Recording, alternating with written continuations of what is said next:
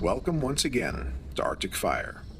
This unique gathering of swordsmiths explores the outer edge of the craft, where craftsmanship, artistry, storytelling, history, and myth combine. This year, the group has recreated objects found in the legendary Hoard of Grendel, from the most ancient surviving poem in Old English, Beowulf.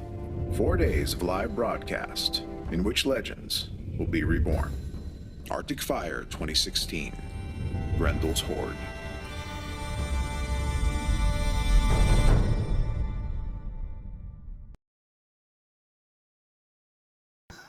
My name is Petr Florianek, and I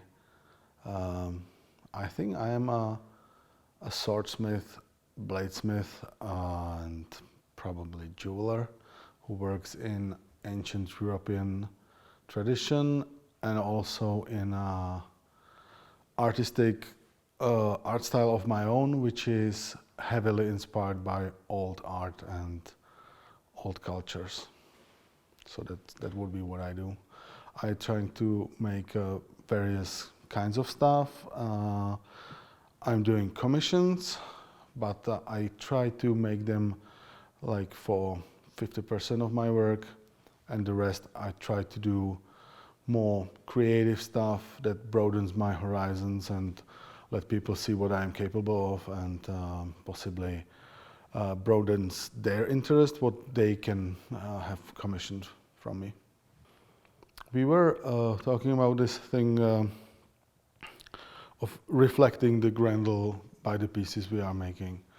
And one of the things I wanted to touch on the stuff that's a collective identity of Spear Danes, of the tribe he's expelled from.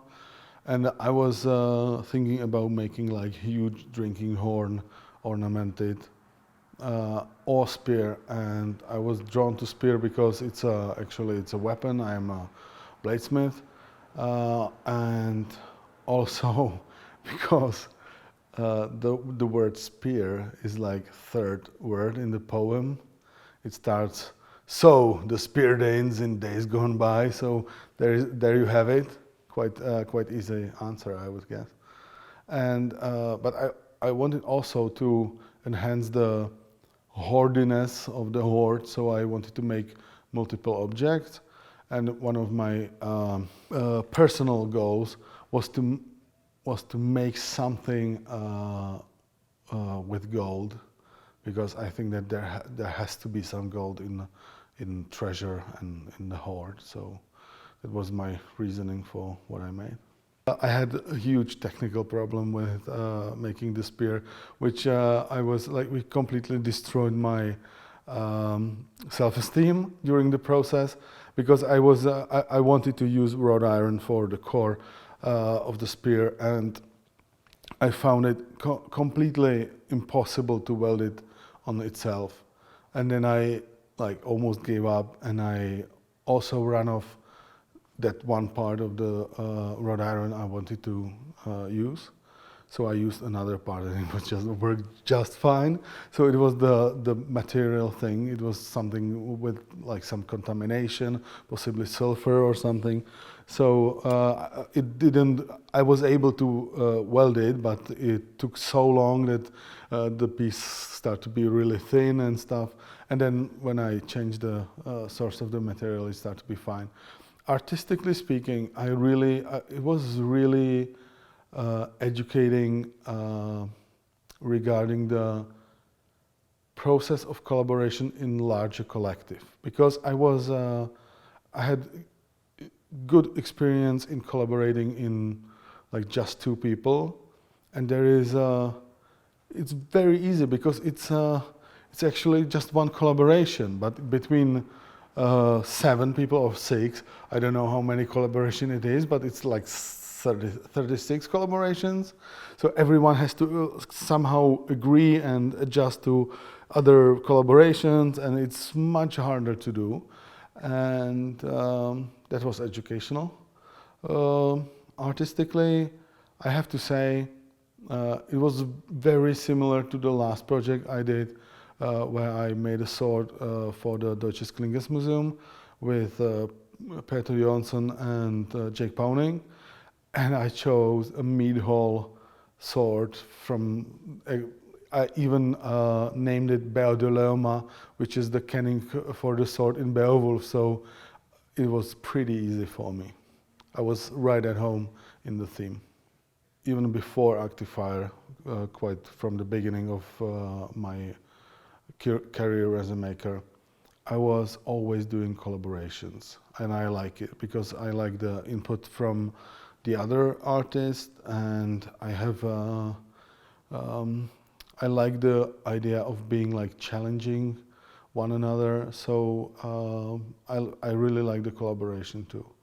And there is also this weird thing that you have the world of like filled with like 7 billion people, but your interest and profession is so niche that your friends, like mathematically or statistically, have to be scattered around the globe. And if you really want to find someone with similar interests and skill set and possibly even life experience, you have to count on the fact that he will probably be somewhere in the far away. So I like the fact that I can meet my friends who are really removed from my daily life.